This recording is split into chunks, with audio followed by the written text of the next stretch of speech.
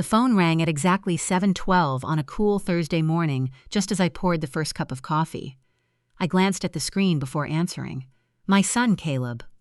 "Morning, Mom," he said, his voice unusually cheerful. "Just wanted to remind you that Renee and I will stop by this afternoon. Since the sale finally closed yesterday, we figured we'd help you organize everything." I wrapped both hands around my mug but didn't answer right away. "We'll be there around 4, he continued. "Don't make any plans." The call ended before I could say another word. I stared out the kitchen window, watching sunlight spread across the backyard I'd cared for nearly 4 decades. The house no longer belonged to me. 3 weeks earlier, I'd handed the keys to a young couple expecting their first child. They had smiled the same way my late husband, Harold, and I once had when we bought the place. Seeing them excited softened the pain of leaving. Still, every room carried memories, the scratches beneath the dining table where our golden retriever had chewed the legs as a puppy, the faded pencil marks inside the pantry showing Caleb's height from first grade until college, the slightly uneven fireplace Harold built himself after insisting he didn't need professional help. 40 years of our lives had been tucked into those walls. Selling the house hadn't been my first choice. After Harold passed away 2 years earlier, my doctor gently suggested that maintaining such a large property alone would eventually become impossible. I resisted for months before accepting reality. The sale left me with just over $300,000 after expenses.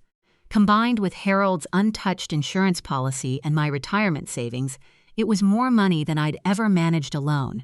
Very few people knew the exact amount. Apparently, Renee had found out anyway. When Caleb married her 11 years ago, I welcomed her without hesitation. She seemed thoughtful, ambitious, and eager to become part of the family. For years, everything felt normal. Holiday dinners, birthday celebrations, weekend cookouts. Nothing extraordinary but peaceful. Gradually, little things changed. Whenever I asked Caleb a question, Renee answered before he could. If I shared an opinion, she'd politely explain why there was a better way to think about it. She began making decisions during family gatherings without asking anyone else. Each moment seemed too small to argue over. Together, they quietly reshaped every conversation. After Harold died, she arrived carrying homemade casseroles, folders, and a notebook already filled with financial suggestions. "You shouldn't handle all these accounts by yourself," she'd insisted. "I can help simplify everything." At the time, exhaustion clouded my judgment. I appreciated having someone willing to step in. That single decision became my biggest mistake. During Harold's final hospital stay, Caleb needed temporary access to pay a few household bills while I rarely left the medical center. Renee suggested opening a joint account. "It'll only make things easier," she assured me. It sounded reasonable. After Harold's funeral, I planned to remove both of them from the account. Weeks turned into months. Months became 2 years. Nothing serious happened. At least, not at first. Occasionally, I'd notice $200 missing, then $300. Whenever I asked, there was always an explanation: insurance payment, school supplies, emergency car repair, a forgotten medical bill. Every excuse sounded believable enough that I questioned my own memory instead. Maybe I'd forgotten making the withdrawal. Maybe the bank statement was confusing. Maybe grief had made me careless. Deep down, I knew better. The morning Caleb called, a thick folder rested on my kitchen table. Inside were 6 months of bank statements I'd quietly printed at the public library. Every unfamiliar transaction had been highlighted in bright yellow. There were 16 of them. Most were small enough to avoid attention. One wasn't. $890 had disappeared from an ATM nearly 60 miles away. I had never even visited that town. Beside the folder lay a business card. Grace Holloway, Adult Financial Protection Services. I'd spoken with her twice during the previous week after finally admitting my suspicions aloud. She listened patiently while I explained every withdrawal, every excuse, every doubt. When I finished, she remained silent for a moment. Finally, she said something I hadn't expected. "Mrs. Parker, what you're describing happens far more often than people realize." I kept thinking I was imagining it, I admitted quietly. No, Grace replied gently. People who take advantage of someone they trust rarely start with large amounts. They begin small enough that the victim questions themselves instead. Her words echoed through my mind as I looked once more at the highlighted pages. For the first time in months, I stopped wondering whether I was mistaken. Instead, I began asking a far more difficult question. How much had they taken before I finally chose to look? Grace didn't tell me what to do. Instead, she explained my options. You don't have to accuse anyone today, she said during our next phone call. But you do need to protect yourself before anyone realizes you're asking questions. That sentence stayed with me all afternoon. Protect yourself. It sounded strange. Penkrents spend most of their lives protecting their children. We rarely imagine a day when protection must work in the opposite direction. The following morning, I drove across town to Summit Community Bank, carrying the folder of statements inside an old canvas shopping bag. I didn't want anyone noticing what I was bringing. The branch manager, Martin Doyle, greeted me with a warm smile before leading me into his office. What can I do for you today, Mrs. Parker? Without saying a word, I placed the folder on his desk. I need someone to tell me if I'm seeing things, I said quietly. He opened the file and began reading. The room remained silent except for the turning of paper. Every few pages, he underlined something with his pen. Occasionally, he adjusted his glasses and compared one statement against another. Nearly 20 minutes passed before he finally looked up. Did you approve these withdrawals? No. Did you give anyone financial power of attorney? I signed medical paperwork for my son while my husband was hospitalized. He nodded slowly. Medical authority doesn't allow access to your finances. I know that now. Martin leaned back in his chair. You've done the right thing by coming here. For the first time in weeks, someone had confirmed I wasn't imagining everything. Together, we reviewed every transaction. One payment had covered expensive furniture. Another had paid a luxury resort deposit. Several cash withdrawals occurred on days I never left home. The pattern became impossible to ignore. Martin made several phone calls, while I sat quietly across from him. Within an hour, the joint account had been frozen pending investigation. A completely new account was opened in my name alone. Every automatic deposit connected to my pension and retirement income was redirected immediately. He also helped me change every online password connected to my banking profile. When the final document was signed, he slid the paperwork across the desk. Your money is secure now. I stared at my signature. It seemed oddly powerful. For months, I'd felt like someone watching my own life happen from across the room. Signing those papers felt like stepping back into it. Driving home, I expected to cry. Instead, I felt calm, not happy. Not relieved, simply certain there is a difference. By the time I reached my driveway, my phone showed 9 missed calls, 5 from Renee, 4 from Caleb. I ignored every one of them. Instead, I brewed another pot of coffee and called Grace. It's done, I told her. The accounts are protected. Good, she replied. Now we prepare for what comes next. What comes next? They're going to notice. She was right. The first text arrived less than an hour later. Renee, did something happen with the account? I didn't answer. Another message followed. The debit card isn't working. Then another call us immediately. I placed my phone face down on the table. For months, I'd answered every call within minutes. Today, silence felt stronger than any explanation. The following afternoon, Grace arranged a meeting with Detective Owen Brooks, who specialized in financial exploitation involving elderly victims. He arrived wearing plain clothes instead of a uniform. His calm manner immediately put me at ease. I'd like to hear everything from the beginning, he said.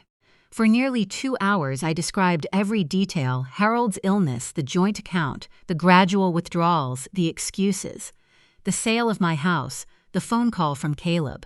Detective Brooks took careful notes without interrupting. When I finished, he asked only one question. Mrs. Parker, when did you first suspect something wasn't right? I looked down at my hands. About a year ago. And why didn't you report it then? The answer embarrassed me. Because I wanted to believe my family loved me more than my money. He remained silent for a moment. Finally, he nodded. That's the answer I hear most often. Those words hurt more than I expected. Not because they were cruel. Because they were ordinary. This wasn't some unbelievable tragedy. It happened often enough that detectives already knew exactly how families unraveled. Before leaving, Detective Brooks handed me his business card. "When your son and daughter-in-law visit tomorrow," he said, "I'd like to be here." I looked up. "You think they'll come?" "They've already lost access to the account." He offered a small, knowing smile. "They're definitely coming." For the first time since Harold's death, I wasn't afraid of opening my front door. The next afternoon, I set the dining table exactly as I always had. 4 coasters, a glass pitcher of iced tea, a plate of oatmeal cookies I'd baked that morning. Nothing looked unusual, and that was intentional. At exactly 4:13 p.m., a black SUV pulled into my driveway. Caleb climbed out first, adjusting the sleeves of his jacket. Renee followed, carrying an expensive leather handbag and wearing the confident smile I'd come to recognize whenever she believed she was in control. Before either of them reached the porch, I opened the front door. "Come in," I said calmly. Renee stepped inside without waiting for an invitation. "We've been calling you all day," she said. "Your phone must be broken. It works fine." Her smile faded just a little. Caleb glanced around the living room before asking, "Mom, is everything okay?" "It will be." As they walked toward the dining room, both of them stopped at the same moment. A man was already seated at the table. He closed his notebook and stood. "Good afternoon," he said politely. "I'm Detective Owen Brooks with the county's Financial Crimes Division." The color drained from Renee's face. Caleb looked from the detective to me, completely confused. "What's going on?" he asked. "I asked Detective Brooks to be here." Renee forced a laugh. "There has to be some misunderstanding." "That's exactly what we're here to determine." Detective Brooks replied in a calm, even voice. He gestured toward the empty chairs. "Please have a seat." Neither of them looked comfortable. Renee crossed her arms before finally sitting down. Caleb lowered himself into the chair beside her, his hands clasped tightly together. The detective opened a folder. Inside were copies of every highlighted bank statement. He slid the first page across the table. "Mrs. Parker noticed several withdrawals she does not recognize." Renee barely glanced at the paper. "I'm sure there's a simple explanation." "I hope so," Detective Brooks answered. He pointed to the first transaction. $275, January 12th. She shrugged. "I don't remember." He turned another page. $340. February 2nd. "I'd have to check my records." Another page. $890. Cash withdrawal from an ATM in Ashton Falls. Silence. Detective Brooks looked directly at her. "Did you make this withdrawal?" She hesitated. "Yes." Caleb turned toward her. "You told me that money came from your savings." "It basically did," she answered quickly. The detective didn't interrupt. Instead, he simply asked another question. "Did Mrs. Parker authorize this transaction?" Renee looked at me. "You knew we needed help." "I knew nothing about it," I replied quietly. She leaned forward. "We're family." "That wasn't my question," Detective Brooks said. "Did she authorize the withdrawal?" "No." The answer was barely audible. He made a brief note before continuing. "What was the emergency that required nearly $900 in cash?" Renee shifted uncomfortably. "It wasn't exactly an emergency." "What was it?" Another pause. "We used it for a vacation deposit." Caleb's head snapped toward her. "What? You said we could afford it. I thought you used your bonus from work." She avoided his eyes. "I combined some money." The room became painfully quiet. For the first time since arriving, Caleb looked genuinely shocked. The detective continued calmly. "There are 15 additional transactions we'd like explained." One by one, he reviewed each withdrawal, restaurant bills, furniture payments, Dar clothing purchases, weekend hotel reservations. Every explanation became weaker than the one before it. Several times Renee insisted she intended to pay everything back. When asked why she never mentioned borrowing the money, she had no answer. Finally, Detective Brooks closed the folder. "This matter has been referred for formal investigation," he said evenly. You'll likely receive additional requests for documentation and interviews." Rennie stood abruptly. "This is ridiculous."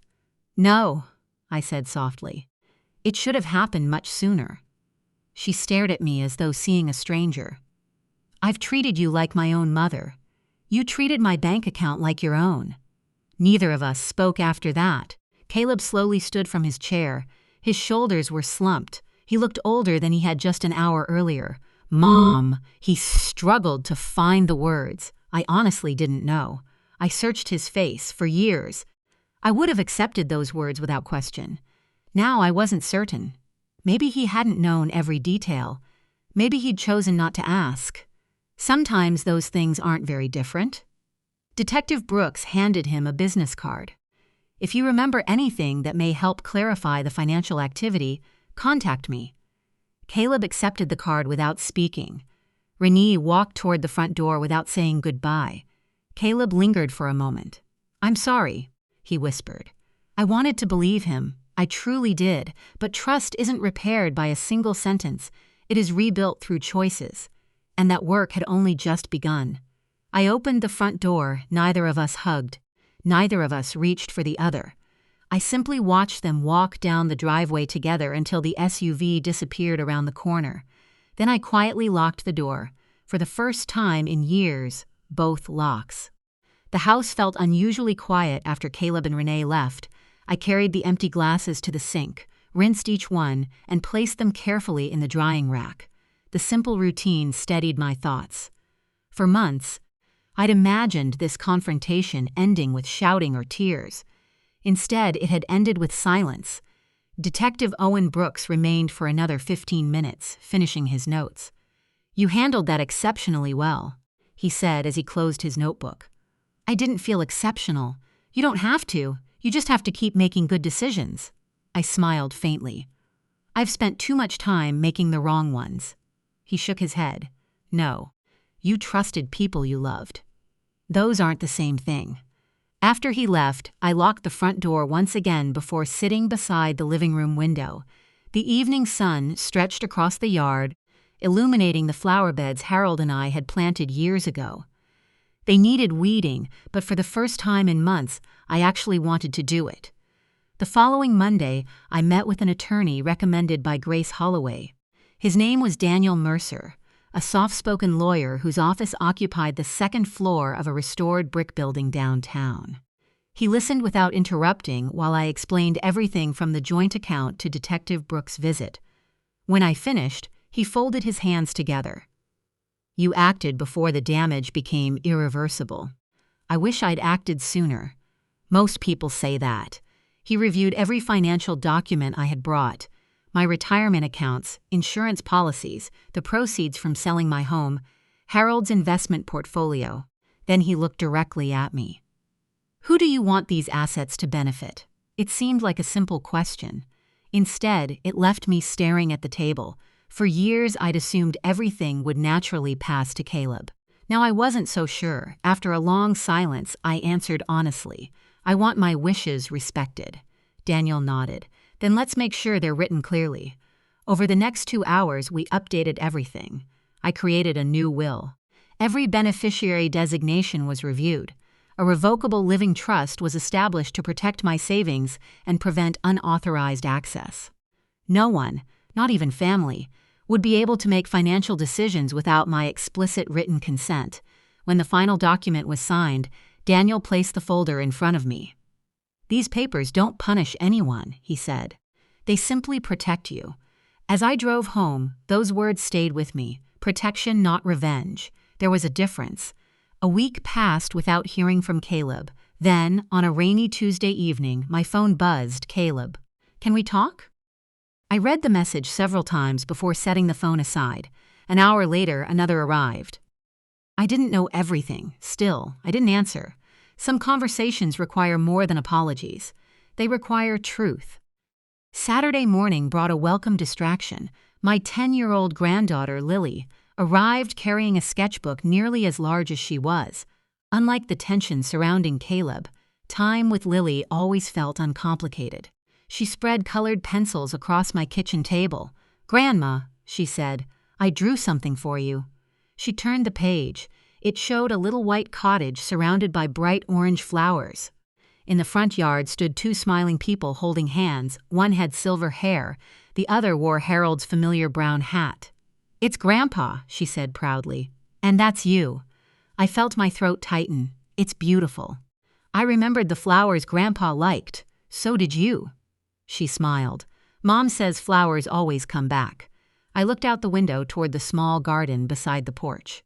The marigolds I'd planted several weeks earlier had finally begun to bloom, small sprite, determined. Harold used to joke that marigolds tried harder than any other flower. Maybe that was why he'd loved them. Lily taped her drawing to my refrigerator before helping me water the garden. Neither of us spoke much. We didn't need to.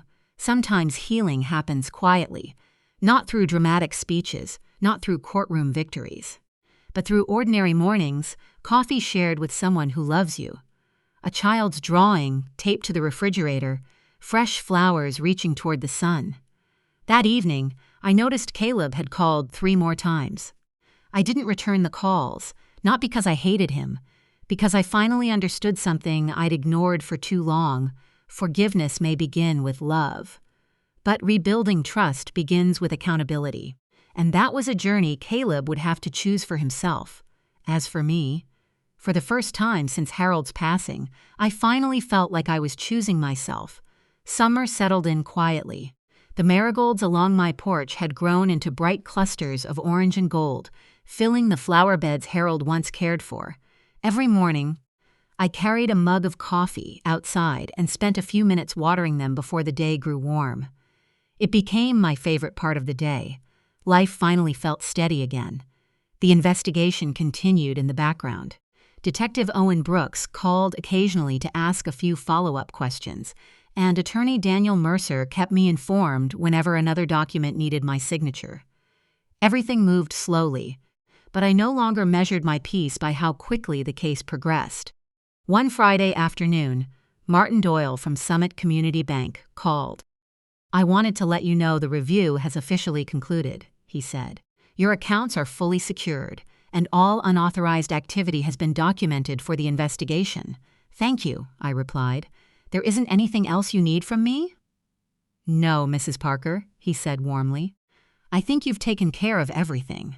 After we hung up, I sat quietly by the window. For the first time in years, every dollar I had earned, saved, and inherited was protected. Not because someone else was managing it, but because I finally had. 3 days later, there was a knock at my front door. When I opened it, Caleb stood on the porch alone. He looked tired, not from lack of sleep, but from carrying something heavy inside himself. "I know you probably don't want to see me," he began. "I wasn't expecting you. I didn't come to ask for money." I waited. He looked down at the porch floor before speaking again. "I left Renee."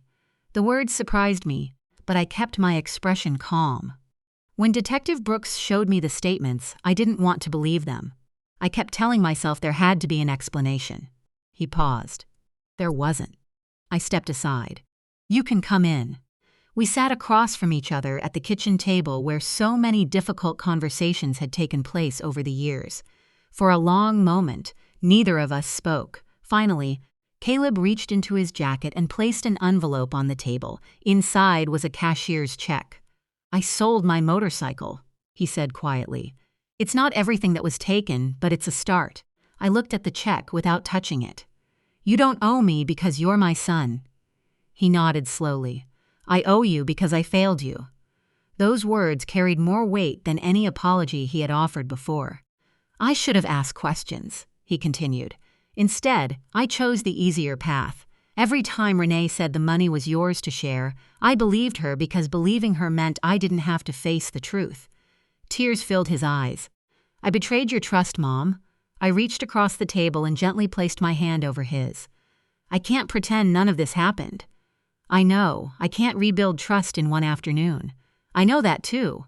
But," he looked up, "people who are willing to accept responsibility deserve the chance to prove they've changed."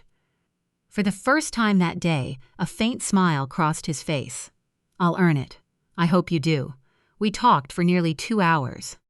Not about money, not about investigations, not about lawyers. We talked about Harold, about fishing trips, about old family vacations. About the time Caleb accidentally drove the riding mower into the vegetable garden when he was 12. By the time he left, nothing had been magically repaired. But something important had begun. Hope. Several months later, the first cool breeze of autumn swept through town. Lily came over after school carrying another drawing. This one showed a small white house surrounded by blooming marigolds. On the front porch stood an older woman smiling beneath the afternoon sun. Above the picture, she'd written in careful handwriting, "Home is where peace lives." I taped it beside her earlier drawing on the refrigerator. Then I stood quietly in the kitchen, looking around the home Harold and I had built together. The walls still held our memories. The garden still bloomed. The laughter of grandchildren still echoed through the rooms. Some losses never disappear. Some betrayals leave scars that remain forever. But scars are proof that wounds can heal. As evening settled outside, I carried my car to the porch and watched the marigolds sway gently in the breeze. For years, I believed strength meant sacrificing everything for the people I loved. Now I understood something Harold had tried to teach me all along. Real love does not require surrendering your dignity. Real family does not measure your worth by what you can give. And real peace begins the moment you decide that your kindness will never again be mistaken for permission to take advantage of you. For the first time in a very long while, I wasn't simply surviving. I was finally living again.